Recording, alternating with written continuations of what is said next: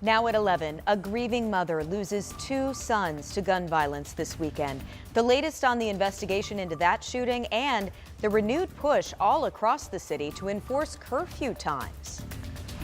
And we've seen storms move across central Indiana on Saturday, but Sunday storms could be in our forecast. I'll explain who has the best chance to see strong storms tomorrow. And doing more to help breast cancer research, how hundreds of people came out today to show their support for the Susan G. Komen Tissue Bank. Live from Indy, you're watching 13 News.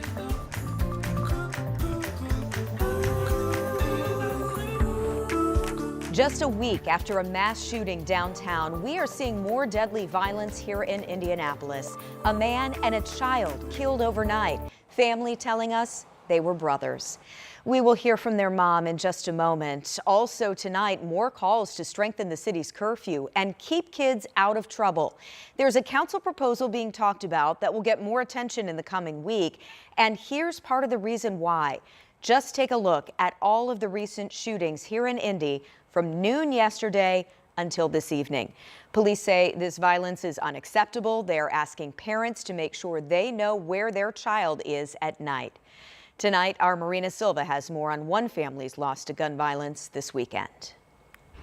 Natasha Offit brought both of her sons into this world, and now she's facing the reality of burying them. I just don't know how to feel right now. I'm in shock. 12-year-old Izzy Offit and 24-year-old Waylon Coe, the latest victims lost to gun violence in Indianapolis after a shooting on West 38th Street. It happened in this parking lot around 4 a.m. Saturday. Crime tape surrounds a food truck at the scene. Police found the brothers shot in a car nearby. Medics took Waylon and Izzy to the hospital in critical condition, where they died from their injuries. Just hours later, their mom woke up to get her family ready for a trip to Kings Island. I got up to get Izzy up and get ready, and he wasn't in there. And I called his phone, no answer. And I had my daughter check for his location, and she said it was out west. When she called Izzy's phone a second time, somebody answered his phone and let her know that they was up there. The only people we talked to was the corners. We haven't talked to nobody. Yeah. They still got his phones. We don't know where the car is, none of this stuff. So you were told by a coroner? By the coroner that they was both deceased. Natasha says she had to identify her sons through photos. They just showed us black and white photograph. That's it. Not the images she wants to remember them by. She has her own photos and memories. Now, her message to their killer? They need to turn themselves in. Meanwhile, she's struggling to realize her babies aren't coming home. I don't know. Lost for words for both of my boys to be gone. Natasha told me she has not spoken to a detective yet. Metro Police did not give us any more details today, but of course, this is a story that we will continue to follow.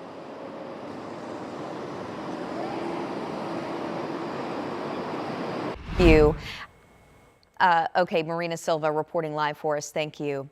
Coming up on Thursday, I want to let you know the Public Safety and Criminal Justice Committee is scheduled to consider some changes to Marion County's curfew rules. So the proposed plan would put the curfew for those younger than 15 at 9 o'clock p.m. Right now, it's 11.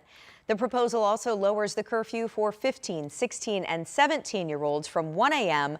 to 11 p.m. on Fridays and Saturdays, and it would go down to 9 p.m. Sunday through Thursday. Of course, we'll continue to follow that.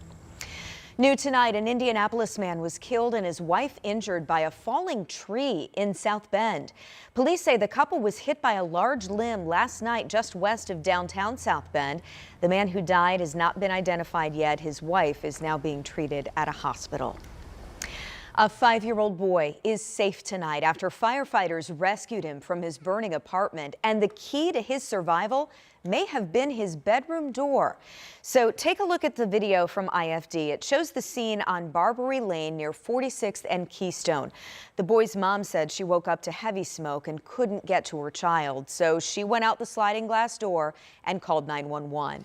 Firefighters say, thankfully, the door to the boy's bedroom was closed. They say that's what kept the smoke out, kept him from getting hurt. Crews say it's a fire safety lesson for everyone. Close the bedroom door before you go to sleep.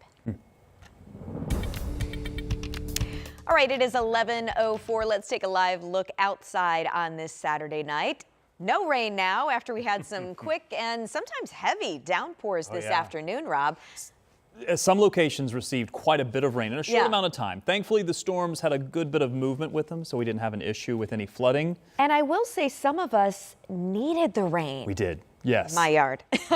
Yes, and especially as hot as it's been. Sure, so yeah. It was good for some locations, especially for the gardens. Yes. Things are going to change, though, as we look to tomorrow. Now, a couple of results of all of that heavy rain is that we could see a little bit of patchy fog develop tonight because there's still a lot of moisture in the atmosphere. Radar is quiet. Thought I'd start with that because it is so quiet. Temperature-wise, well, we're looking at temperatures into the 70s currently, but these numbers are cooling, and as they do so, that's going to allow a little bit of patchy fog to develop. I'm going to call it partly cloudy skies, but as those temperatures approach 70, right now our dew point is around 70. And I mentioned that some locations received some pretty heavy rain, especially some locations on the north side of the city where some of these yellower colors that you see here, that's where we're talking about 2 inches of rain or so was estimated by radar. So keep that in mind. There's a good bit of rain that came down. There's a lot of moisture left over. Visibility is going to be dropping, especially once the temperatures cool down by early morning, or just before the sun comes up. We could see some patchy fog develop, and then just as quickly as it develops, as we warm the temperatures up through the early part of the morning, that fog should dissipate once we get into about mid-morning or so. Tomorrow there is a chance for storms as the temperatures warm back up. Still humid, still very warm with a high temperature of 87. The good news, though, for tomorrow is that we do expect the severe chance to be much farther to the south and west or farther to the east, but we've got many more storm chances in the 7-day. I'll show you coming up.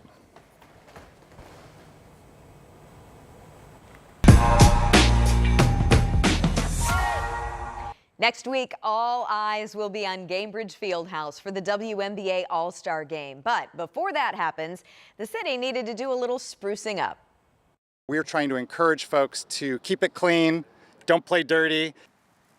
Check it out. A team of volunteers out earlier today cleaning up all 25 Indy Parks basketball courts. This is all part of the WNBA All-Star Court Cleanup. The sustainability project is part of a larger effort to clean up the city before the All-Star game tips off. The impact of WNBA All-Star goes beyond just the game in Gainbridge Fieldhouse, and we're hoping to, inspire the whole city to get out there and get active and play basketball, and I think this is a great way to make it more inviting. And the group says this cleanup is about more than All-Star Week. It also helps people who live in these neighborhoods. And as part of the All-Star events around Indy, hundreds came out today to donate breast tissue to the Susan G. Komen Tissue Bank. This is part of the All-Star Cure event through the WNBA. Around 400 women donated a small sample of breast tissue that'll go toward cancer research. Today, everything is so polarizing and everyone has differing views. To see our community come together for one good cause and we're all on it's the same journey and wanting to see the eradication of breast cancer. It's amazing. You feel the atmosphere. We're all here for the same reason is really powerful. Oh, it sure is. This event continues tomorrow, by the way, and there is still time to register. So if you're interested, we have a link with information on our website right now, WTHR.com. It has been nearly 1 year since the assassination attempt on then presidential candidate Donald Trump. What a new report out is now saying about the failures of the Secret Service. Rob? And we've got another chance for storms for tomorrow. Don't think we'll see as much coverage on radar, but I want you to be aware that we do have that chance. I'll outline when we're going to see those storms move through. And check your cabinets. One type of water bottle on the recall list tonight. A closer look at the issue and how these bottles are doing some real harm.